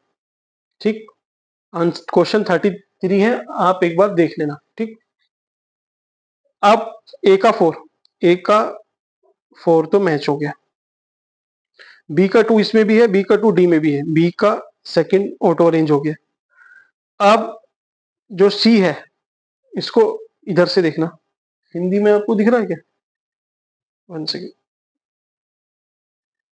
सी ये आपको दिख रहा है? ए तो आपने यहां से निकाल दिया इन सबसे, बी और सी आपने निकाल दिए, ए और डी आपके पास बचा। ए और डी में आपको चॉइस मारनी है, तो या तो आपको पता होगा, नहीं पता तो आप देखो ज्यादा ऑप्शन में डी दे रखा है, डी का 3 दे रखा है, डी का 3, इसमें डी का 3 नहीं दे रखा, हमारे पास ये वाला ऑप्शन बच रहा था। ठीक है, तो इसको भी हटा दो, आंसर डी होना चाहिए, डी का 3। नहीं समझ में आई बात? भाई सिंपल सा है, पहले आपने बी और सी निकाला क्योंकि इसमें अनकॉमन से थे, कॉमन किसमें था? ए का 4 था, और डी ऑप्शन में भी ए का 4 था। अब आपको सी का 1 सी का 3 ये नहीं पता होगा, बी का 2 तो ऑटो अरेंज हो रहा था, बी का 2 अपने आप पता हो रहा था, तो डी का 3 है या नहीं इसको चेक करने के लिए आप ये लास्ट वाले ऑप्शन चेक कर लो, ज्यादा ऑप्शन में डी का 3 है तो डी का 3 मार देना। आई होप आपको समझ में आया होगा। ठीक है, 34, 34 इनमें से कौन सा सही नहीं है? बस इतनी सी बात है, कौन सा सही नहीं है? इल्तुतमिश फादर ऑफ रजिया था, पता नहीं सही है गलत है। शाह तुर्कन इल्तुतमिश की पत्नी थी, ये तो और ज्यादा टफ पूछ लिया इसमें, ये भी नहीं पता। हमीदा बानू बेगम, वाइफ ऑफ अलाउद्दीन खिलजी, हमीदा बानू बेगम, अकबर का कुछ देखा है एपिसोड? उसमें देखा होगा, उसमें उसके नाम से आती थी, मतलब उस नाटक में थी अकबर के में, हामिदा बानो बेगम, तो अकबर से रिलेट होना चाहिए। अलाउद्दीन खिलजी तो बहुत बाद में आएगा। ठीक है, आप निकाल लोगे आंसर सी। तो देखिए टफ क्वेश्चन था, डरना नहीं है, ऑप्शन अगर इजी है तो वो इजी क्वेश्चन है। ठीक, 34 का सी हो गया। 35 पे आते हैं। 35, तो देखिए पहले इसको देख के निकालो आराम से। 35 है ना, ये इसमें ए का ए है, इसमें बी का 1 है, इसमें डी का 1 है, तो ये तो ओड 1 आउट है, इसको निकाल दो पहले, सी को, सी आउट हो गया। अब हमारे पास ए बचता है, बी बचता है, सी बचता है, इन दोनों में सेकंड दे रखा है, उसमें थर्ड दे रखा है, तो ज्यादा चांस इन दोनों में से आंसर आने के हैं, तो आप ए को निकाल लो। ठीक, तो आपने तो ऊपर पढ़ा ही नहीं है, भी क्या है, बस एक जनरल समझ है, निकाल दिया आपने, तो बी या डी में से आपका आंसर है 35 में। ठीक, बी और डी में आपका आंसर है, इनमें से आप किसी को भी टिक कर देना, ये आपका 50-50 बनेगा यहाँ पे। तो इन टाइप के क्वेश्चन में ना मैंने आपसे बोला था कि ए बी सी डी आपके पास है, आपने बी और सी एलिमिनेट कर लिए हैं, तो आपको ए और डी में फंस रहे हो तो आंसर आपने ए मारना है। ठीक, ए मारना है अगर आपको नहीं पता तो। ठीक, आप अब देखिए, ए आपने पहले एलिमिनेट कर दिया है, आपका कंपैरिजन इन सब में चल रहा है, तो इसमें आपको प्रेफरेंस डी को देनी चाहिए। तुक्का मत मारना, आता है तो और सोचना, जब सब कुछ सोचने के बाद कुछ समझ में ना आए और तभी भी आप फंसो तो डी मार देना, ए अगर एलिमिनेट हो गया है तो। पीसीएस के पेपर में यूपी के, अब बिहार वाले में मत लगाना, यूपीएससी में मत लगाना, यूपीएससी के अलग ट्रिक्स है। ठीक है, वैसे भी अब देखिए ए और सी तो इसमें एलिमिनेट है, बी में देखिए क्या दिया है 1 2 3 4 सिंपली अरेंज करके दे दिया है, जो कि लीस्ट प्रोबेबल है कि वो सही होगा, तो आंसर डी आपका बचता है, काम खत्म इसका। अच्छा, एक क्वेश्चन का मैंने आंसर नहीं दिया क्या पहले, ये जो 32 था ना, खरीदेदार कौन था, इसको छोड़ने के लिए बोला था लेकिन ये मैंने ही छोड़ दिया। आंसर इसका ए है, ये फरमानों को भेजने वाला अधिकारी होता था। ठीक है, 36 पे आते हैं, किसने जजिया एबॉलिश किया था? कश्मीर के राजा थे। कश्मीर के देखिए जो राजा है ना, बहुत बहुत ज्यादा फेमस है, इनके बारे में आपको पता होना चाहिए।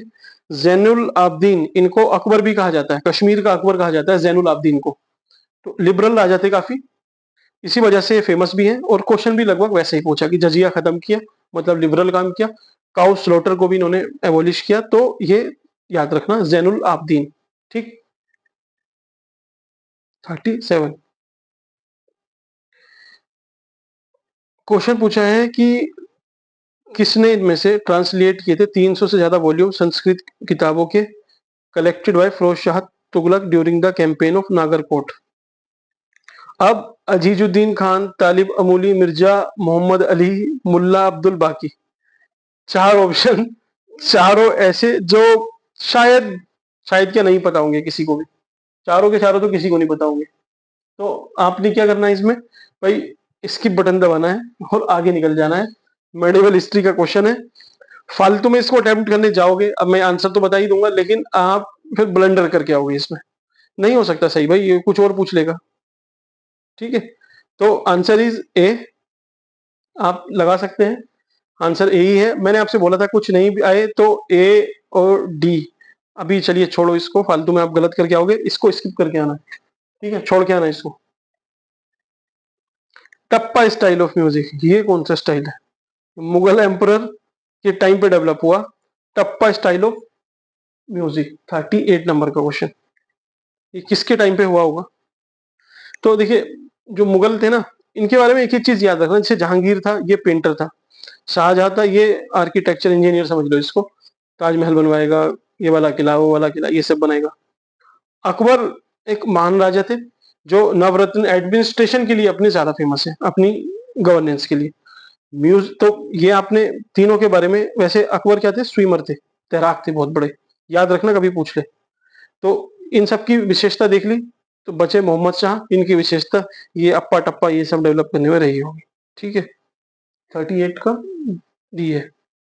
39 कौन सा सही नहीं है, मैच करा रखे हैं, अगेन टफ क्वेश्चन। दयाबाई, बिने मलिका, और ये सहजोबाई, सहज प्रकाश, सोन कुमारी स्वर्ण बोली की कविता, गंगाबाई, गणेश देव लीला। अब क्या इसमें मतलब, क्या क्या मैच करोगे इसमें, कुछ लग रहा है? जनरलाइज आप सोचना समझ के, अभी जिसने आंसर देख लिए होंगे, लास्ट ईयर दिया होगा, तो वो अपनी आंसर की देखने के बाद नहीं बताना, जनरली आप एग्जाम में आपने क्या फील किया होगा, अभी क्या फील कर रहे हो, आप उसके बेस पे बताना। ठीक है, तो अगेन मैं बोलूंगा कि आप इसको छोड़ के आ सकते हो, आंसर इसका सी है। वैसे आप छोड़ के आना, अब ऐसा नहीं कि मैंने 3 4 क्वेश्चन बोल दिए, भाई यही क्वेश्चन है जो छोड़ने वाले हैं, बाकी ज्यादा क्वेश्चन नहीं है, जो हिस्ट्री के वो भी मेडाइवल के, वो भी कुछ टर्म्स वाले, आप गलत करके आओगे उससे बढ़िया है छोड़ दो, बाद में फिर एक एक नंबर के लिए तरसना पड़ता है। 40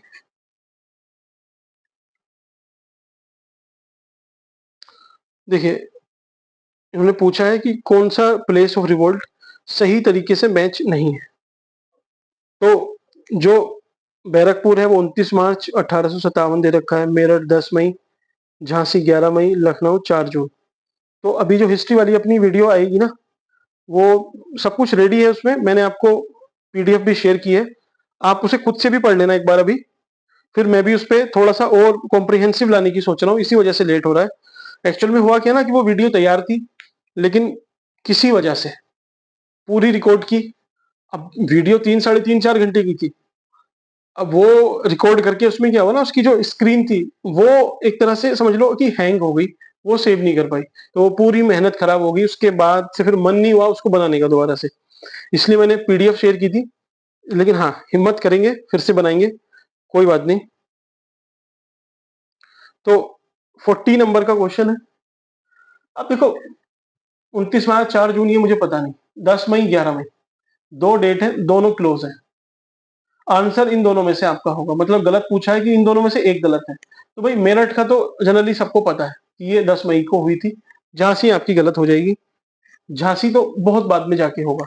ठीक, तो ऐसे लॉजिक लगा सकते हो, क्योंकि 12 इन सबको देखिए आप 29 12 ये बारात ये सब आप नहीं याद कर सकते हो, किसी को नहीं पता होगी एग्जैक्ट डेट।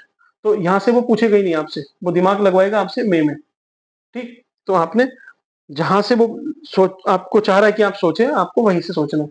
अब ये इतने क्वेश्चन थोड़े इजी हैं, जैसे किसान सभा के बारे में पूछा, किसने बनाई 1918 में, ये सबको ये इजी कैटेगरी का क्वेश्चन है, आपको पता होना चाहिए। नहीं पता तो भाई ये क्वेश्चन है जो आपको फेल कराते हैं।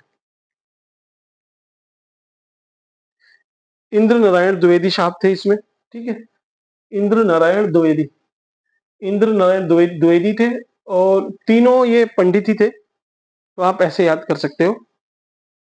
जवाहरलाल नेहरू तो नहीं थे, पंडित थे तीन, ठीक है। ये बाबा रामचंद्र, ये अवध किसान सभा के बारे में इनका कुछ चर्चा आती है, उसको भी देखेंगे हम, ठीक है।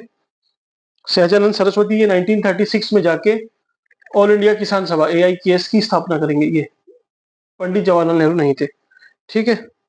पूछा है 42 पूछा है कि following organisation was responsible for throwing bomb Lord Hardinge पे, किसने बम गिराया था, ठीक। तो यूपीए, ये यूपीए अपनी कांग्रेस वाली नहीं है, ये यूनाइटेड पैट्रियोट एसोसिएशन है। युगांतर नहीं, ऑल इंडिया लेबर एसोसिएशन नहीं। अनुशीलन समिति, ये जितने बॉम्ब वाले काम करेगी शुरू शुरू में 1905 के बाद से तो यही करेगी, और फिर आपकी आ जाएगी भगत सिंह वाली HRA, ये भी ये 1920s के दशक में करेगी रिवॉल्यूशनरी एक्टिविटी। 1905 के बाद से लगभग आपको अनुशीलन समिति का नाम आएगा, है ना।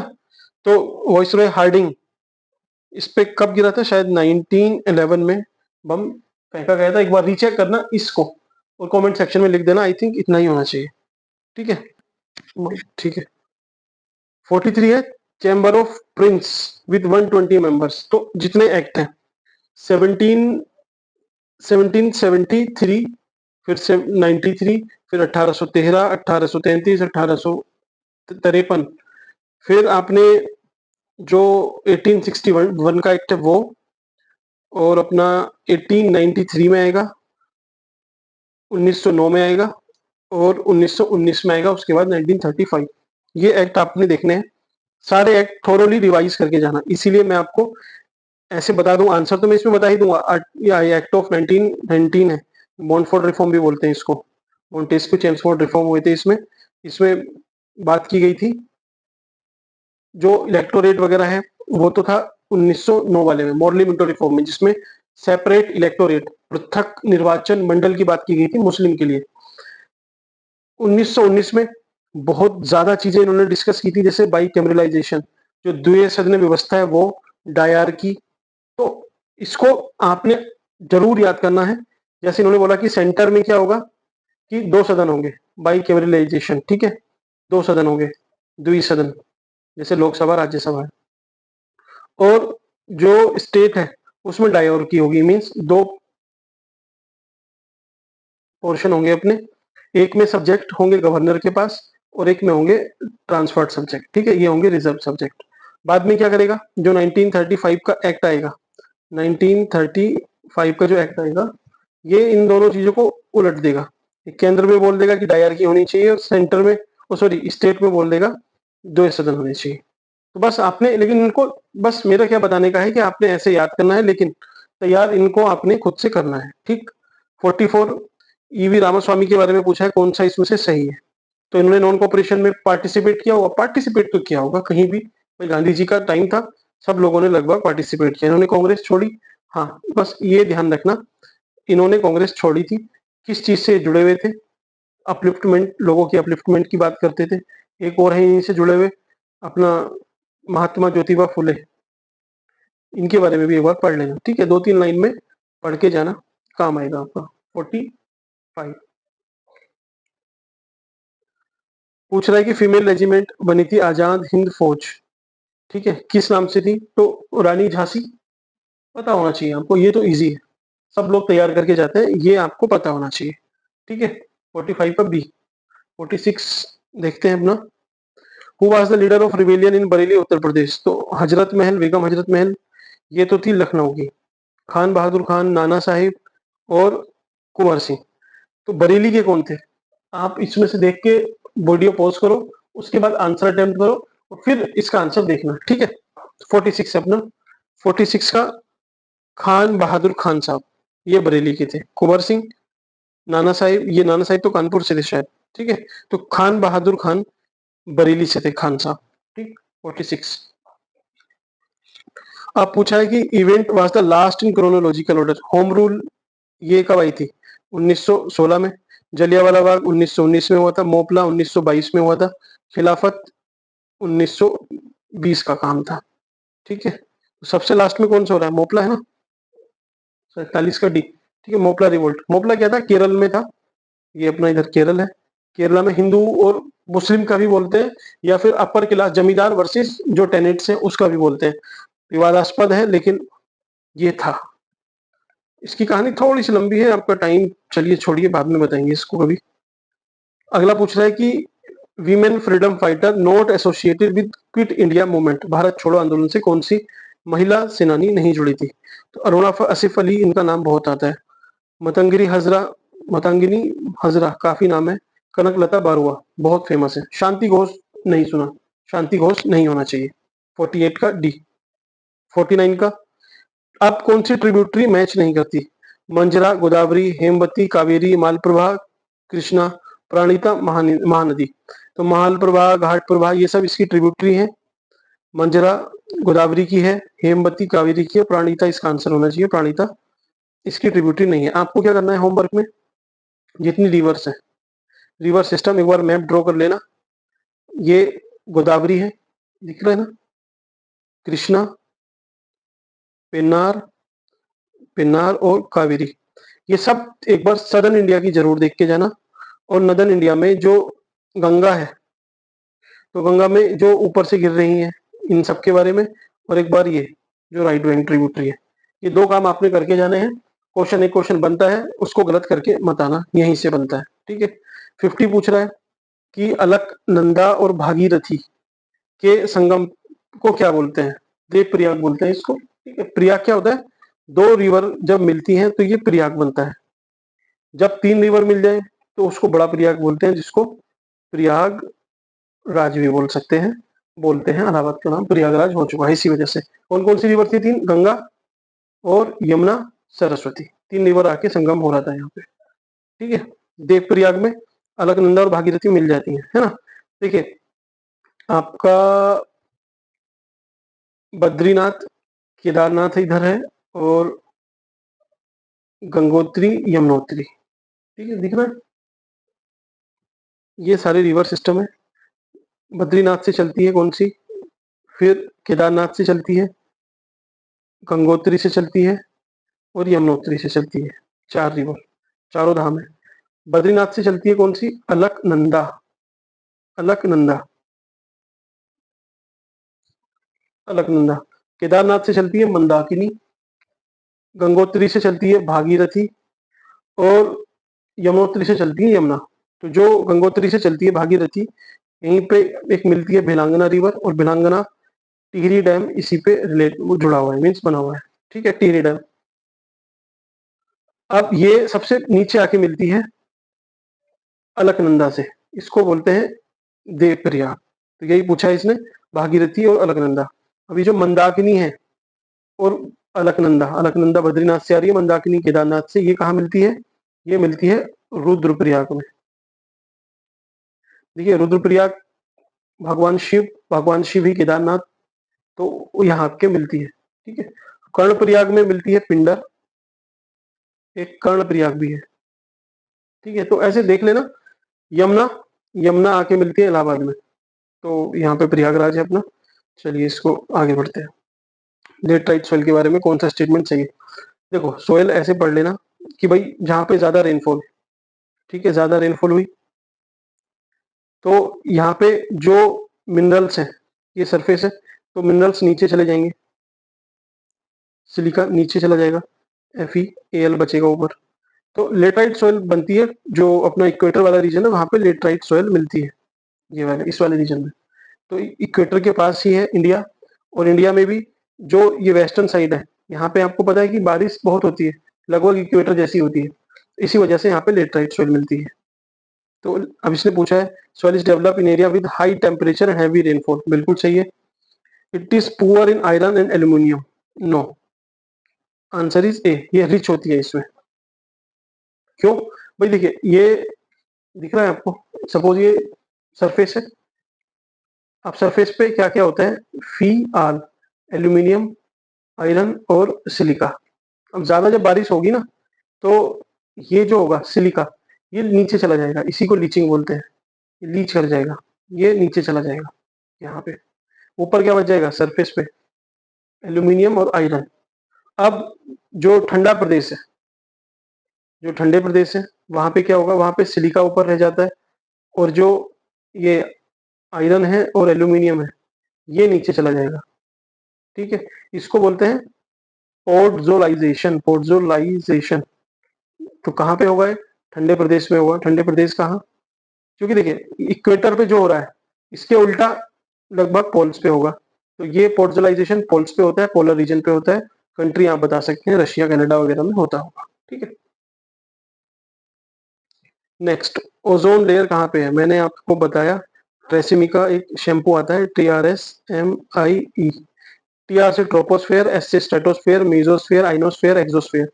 तो ये ट्रोपोस्फेयर हुई, ये स्ट्रेटोस्फेयर हुई, ये मेसोस्फेयर, ये आइनोस्फेयर, ये एक्सोस्फेयर। तो ये ट्रोपोस्फेयर है, यहाँ पे है ओजोन। 1 सेकेंड, आपने अगर ओजोन वाला लेक्चर नहीं देखा है तो आप देख लेना, ओजोन स्ट्रेटोस्फेयर में। ठीक है, लगभग 25 से 30 किलोमीटर के समथिंग होगी, 25 से 35 लगा लो इसको बस। ठीक है, चलिए आंसर इसका ये सी है ना, 52 का सी। 53, 53 में आप स्टेटमेंट से देखना, A4 बी में ए का 1 है, हटा दो इससे पहले, हट गया। अब A4 कहीं और हिंट मिल रहा है आपको? शायद नहीं, हाँ डी में मिल रहा है। डी में देखिए इसका भी 1 है, इसका भी 1 है, तो आपका सी भी निकल गया इसमें से। ठीक है ना? अब ए और डी में आप फंसते हो, मैंने आपको बताया ए और डी में मैच द फॉलोइंग है, आंसर आपको प्रेफरेंस देनी चाहिए ए को। ए और डी में फंसते हो तब, ठीक। और ए भी आपने एलिमिनेट कर दिया, बी सी या डी में फंस रहे हो, या फिर बी एलिमिनेट कर लिया, सी या डी में फंस रहे हो, या फिर सी एलिमिनेट कर लिया, बी और डी में फंस रहे हो, तब आपको डी को प्रेफरेंस देनी है। बस ऐसे सोच के चलना, लॉजिक यही है, आंसर ये है, आप मैच करके देख सकते हो। ठीक है, अगला 54 पूछ रहा है, Tamil Nadu coast remain dry during south west monsoon season. हाँ भाई, क्यों रहती है? क्योंकि ये जो कोस्ट है ना, यहाँ पे तो देखिए वेस्टर्न घाट आ गए अपने, तो जब मानसून आता है इधर, तो ये इसको क्रॉस नहीं कर पाता, तो तमिलनाडु वाला ये वाला रीजन ड्राई रह जाता है। लेकिन जब लौटता हुआ मानसून आता है, तो इससे यहाँ पे बारिश होती है, चेन्नई वगैरह में। ठीक है, तो ये आपको याद रखना है, काफी ज्यादा पूछता है। क्वेश्चन अपना कौन सा था? 54 का। अब देखिए रीजन क्या दिया इसने, तमिलनाडु कोस्ट, तमिलनाडु तट, बंगाल की खाड़ी की शाखा के समांतर स्थित है, और दक्षिण पश्चिम मानसून की अरब सागर वृष्टि छाया, ठीक है, मीन्स रेन शेडो रीजन में स्थित है। हाँ, तो रेन यहाँ नहीं पड़ेगी, शेडो बन जाती है। देखिए ये जैसे पहाड़ है ना, ये एक पहाड़ है, यहाँ से विंड चलती है, यहाँ पे क्लाउड का फॉर्मेशन हुआ, इन्होंने बारिश कर दी यहाँ पे। ये वाला जो रीजन है ये रेन शैडो रीजन रह जाता है। जैसे आप ऊपर लद्दाख वगैरह पहाड़ पे जाओगे तो एक पहाड़ पे तो एकदम बर्फ पड़ी होगी, है ना, दूसरा एकदम बंजर सा पड़ा होगा, मुर्दा पहाड़ जिसको बोलते हैं। 55 पे आते हैं। आंसर इसका आपने देख लिया ना, आंसर डी है, दोनों सही है। 55 पे रामगंगा जॉइंस गंगा एट कन्नौज, बिल्कुल सही है। वीडियो नहीं देखी मेरी ज्योग्राफी की, जाके देख लेना। डिस्कस किया गया है, ये भी डिस्कस किया गया है कि river Betwa join the Yamuna near Prayagraj. नहीं, गलत है, यहाँ ज्वाइन नहीं करती है। Answer is A. 56 क्वेश्चन पे आते हैं। चंद्रप्रभा वाइल्ड लाइफ सेंचुरी कहाँ है? नहीं पता तो आप मेरा ज्योग्राफी वाला वीडियो देख लेना, 1 घंटे का है, काम आपका हो जाएगा, उसमें काफी चीजें आपको मिल जाएंगी। चंद्रप्रभा, चंद्रोली, चंद्रोली, यही है आंसर इसका। ठीक, लॉजिकली भी आप सोच के लगा सकते हो। अगले में पासिस पूछे हैं और स्टेट पूछा है, तो हमें नहीं पता अगिल है इसमें है नहीं है। दीपू मुझे नहीं पता। माना, ये तो उत्तराखंड में है, माना पास। नीति पास भी उत्तराखंड में है, ठीक है। चलिए, Shivasamudram and Kalpakkam are respectively important for, किसके लिए जरूरी है? शिव समुद्रम और कल्पक्कम। तो Shivasamudram nuclear energy, hydel energy, thermal energy, solar power. Solar से तो क्या मतलब है, न्यूक्लियर एनर्जी से भी क्या मतलब है, थर्मल पावर हो सकता है या फिर हाइडल पावर। ठीक है, तो कल्पक्कम न्यूक्लियर है, ये तो पहले से ही तय है। लेकिन जो शिव समुद्र है, तो समुद्र है, तो समुद्र है मतलब पानी है, तो पानी से रिलेटेड कुछ होगा ना, जल होगा, जल शक्ति। बात खत्म। 58। 59 पे आते हैं। फॉरेस्ट यहाँ पे लगभग 12.8% of the total geographical area of state है, सही है। District of Jaunpur, Ghazipur, Ballia have no forest land, हाँ ये भी सही है। थोड़ा एक्सट्रीम आपको लग रहा है, 59 का बी है। अब ये देखिए, ये भी मैंने आपसे वीडियो में डिस्कस किया है, आप इसको जाके जरूर देख लेना एक बार। जहां पे है वो तो आपको पता ही होना चाहिए, जहां नहीं है फॉरेस्ट वो भी इक्वली इंपॉर्टेंट है। ये ऐसा कुछ यूपी का मैप आएगा, मैंने मैप ड्रॉ करके आपको बताया है, ठीक है, आप देख लेना एक बार। नेक्स्ट है, पोर्ट और कंट्री मैच कर रखी है लेकिन गलत वाली बतानी है आपने। रोटरडम नीदरलैंड है, हाँ है, नहीं पता तब भी कोई बात नहीं। जकार्ता इंडोनेशिया है, भाई कैपिटल तो है लेकिन पोर्ट और कंट्री है, we don't know. Igarka China, Montevideo Uruguay. अब ये थोड़ा सा चैलेंजिंग है, ये क्वेश्चन नोट करेक्ट पूछा है ना, करेक्ट उसने पूछा नहीं है, टफ है। आप चाहें तो इसको स्किप कर सकते हो, पता है तो आप टिक भी लगा सकते हो, नॉट एन इशू।